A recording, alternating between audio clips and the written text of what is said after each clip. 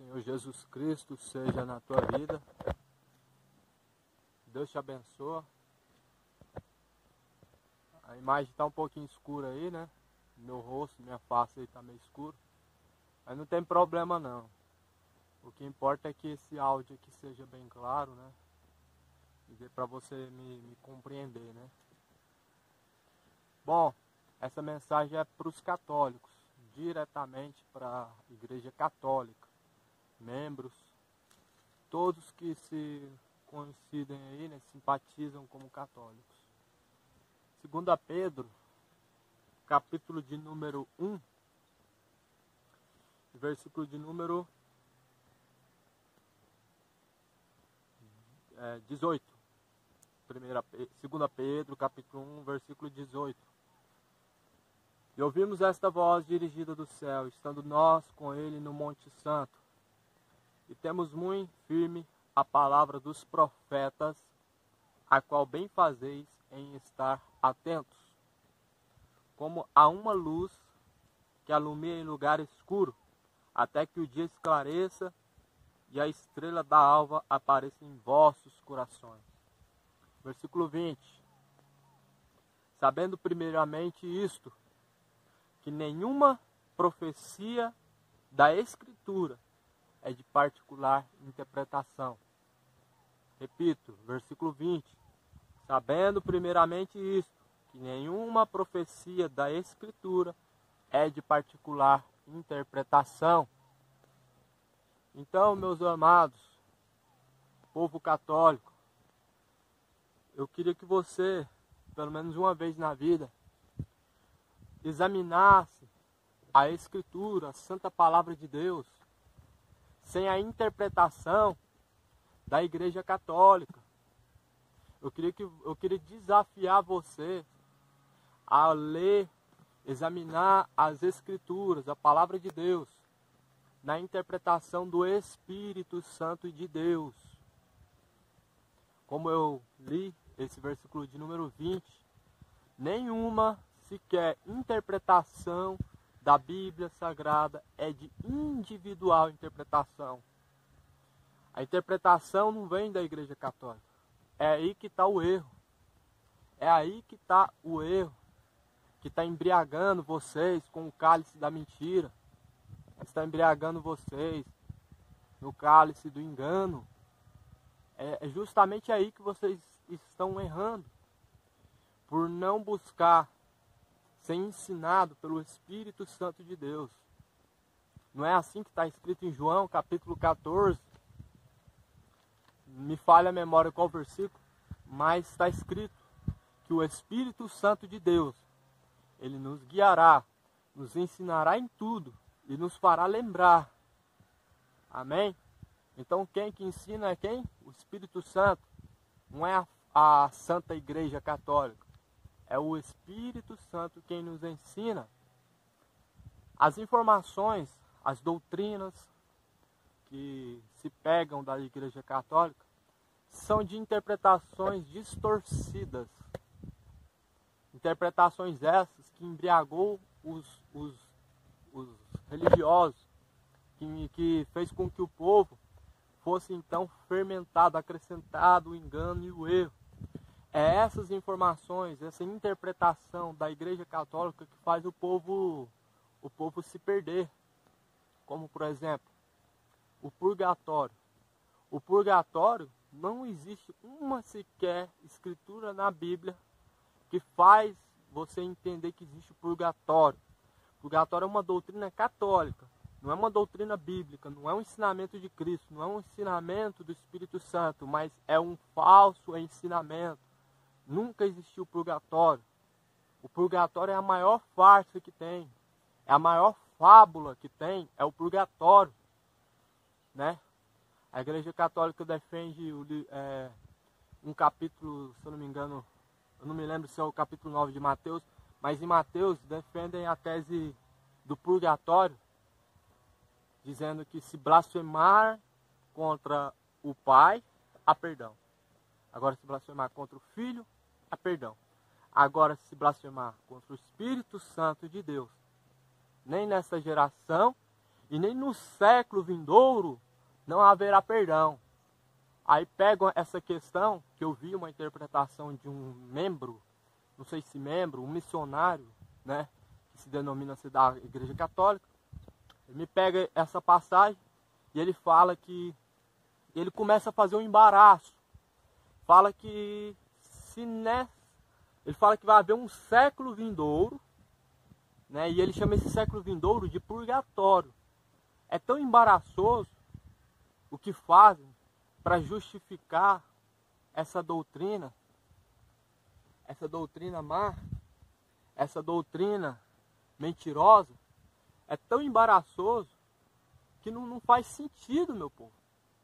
Quando Jesus estava falando que não vai haver perdão no século vindouro contra o Espírito Santo, ele está falando que de maneira alguma nós obteremos perdão se blasfemarmos contra o Espírito Santo de Deus. Nem nessa geração presente, né? E nem no século vindouro. Se porventura vier o século vindouro, o que é século vindouro? 100 anos para frente eu não vou ser perdoado. 100 anos pode se passar, eu não vou ser perdoado se eu blasfemar contra o Espírito Santo. Aí me pegam essa passagem e falam que o século vindouro é um lugar interpretado pela igreja babilônica, a igreja católica, é interpretado pela igreja católica como purgatório. É a maior farsa.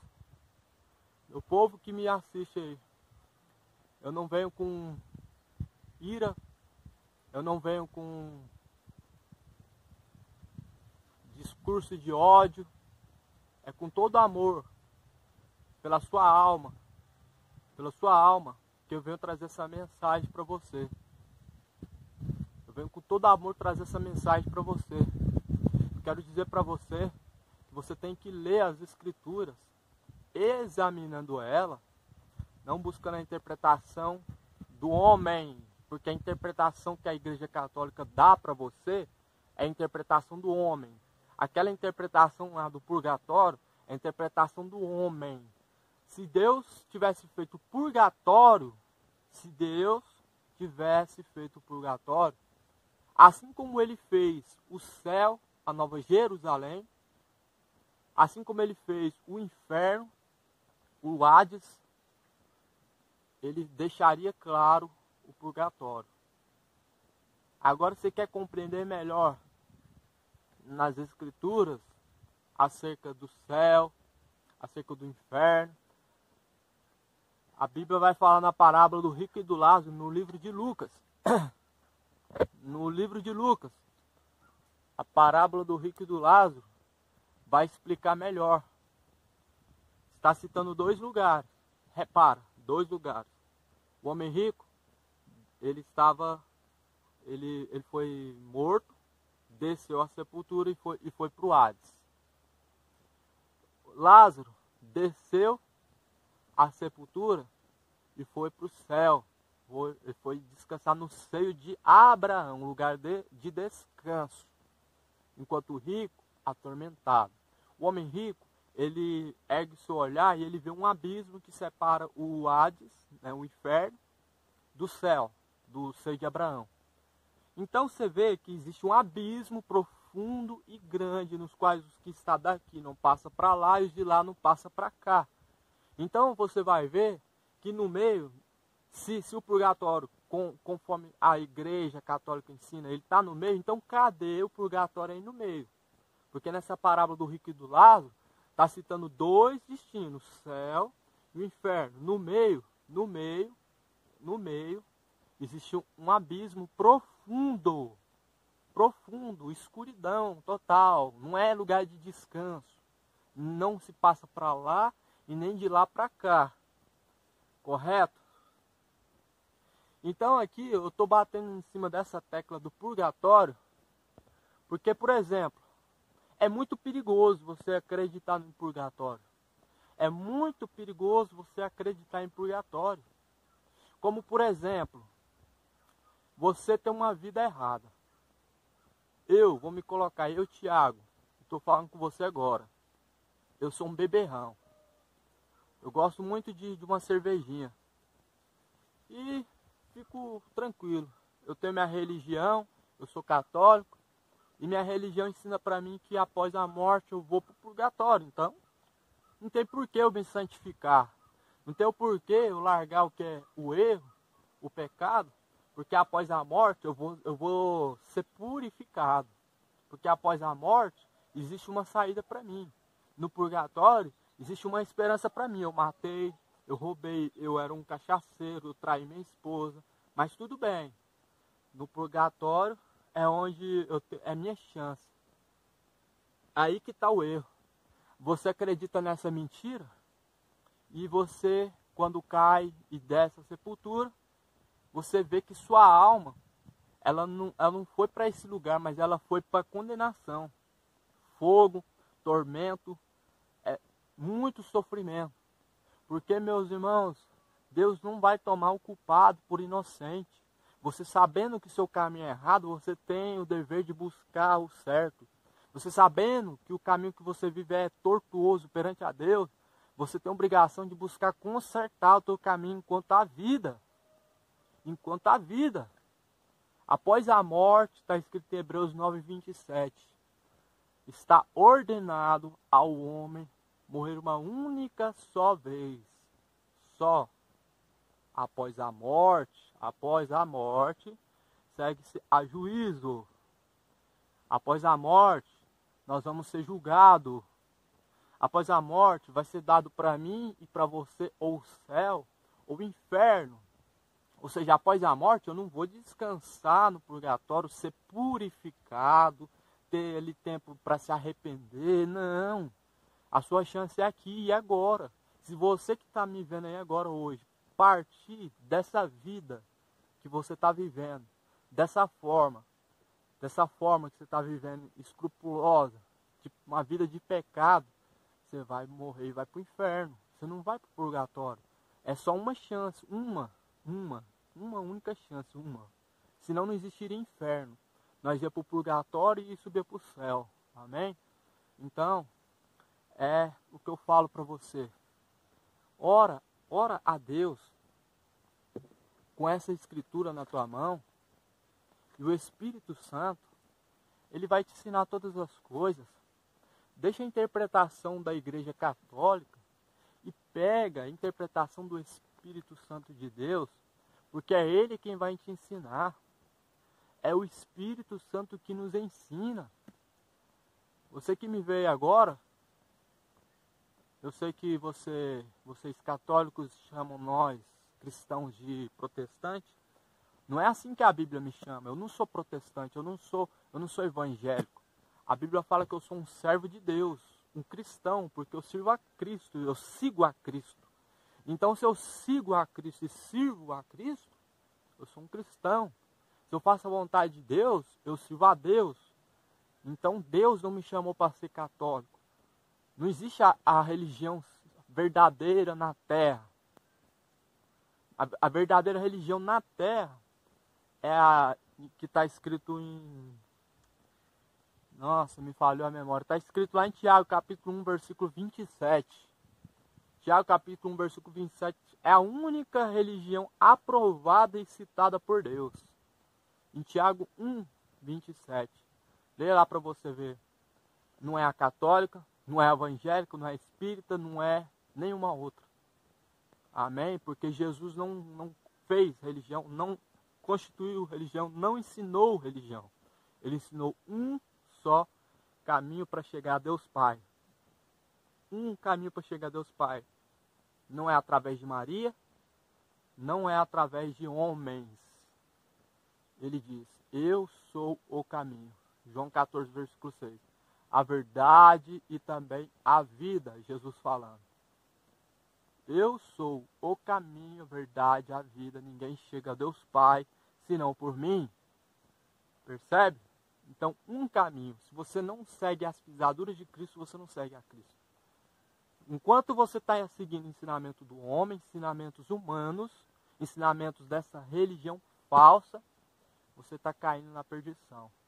Você está sendo enganado, embriagado pelo cálice dessa grande prostituta que está sentada sobre os 7 colinas, os 7 montes. Então leia lá em Tiago capítulo 1, versículo 27, religião pura, verdadeira, imaculada para com Deus Pai, visitar órfãos, viúvas, em suas tribulações, ajudar o órfão e a viúva.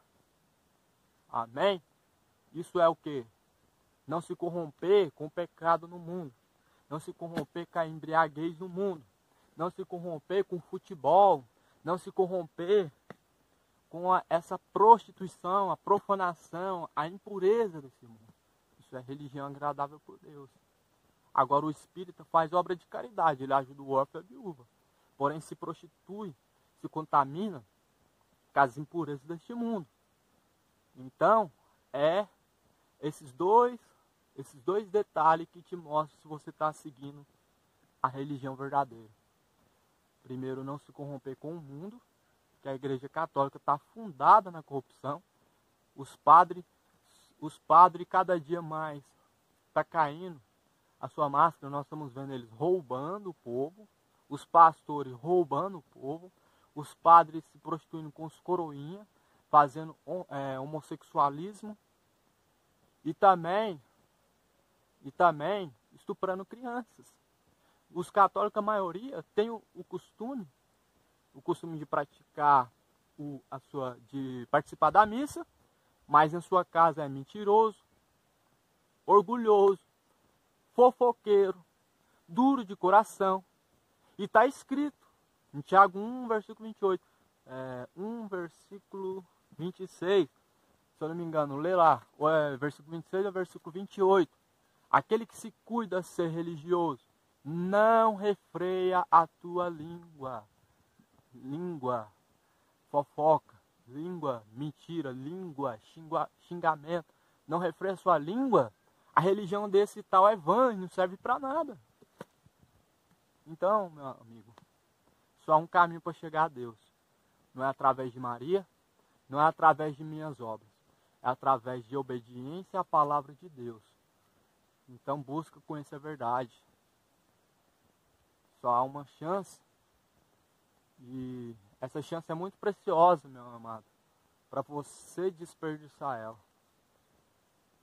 E para finalizar aqui, leia também Romanos, capítulo 1, versículo 28. Deixa eu confirmar aqui. Romanos, capítulo 1, versículo de número 28. Deus condena quem não busca conhecer a Deus, quem não busca conhecer sua palavra, condena. Como não se importaram de ter conhecimento de Deus, Deus os abandonou. Conhecereis a verdade vos libertará. Que a graça, a paz de nosso Senhor Jesus seja na tua vida. Que Deus possa trabalhar em seu coração, pela palavra de Deus, pelo Espírito Santo, pois o Espírito Santo de Deus é quem os ensinará. É Ele quem fará esse trabalho de convencimento e de conversão das trevas para a luz. Deus abençoe.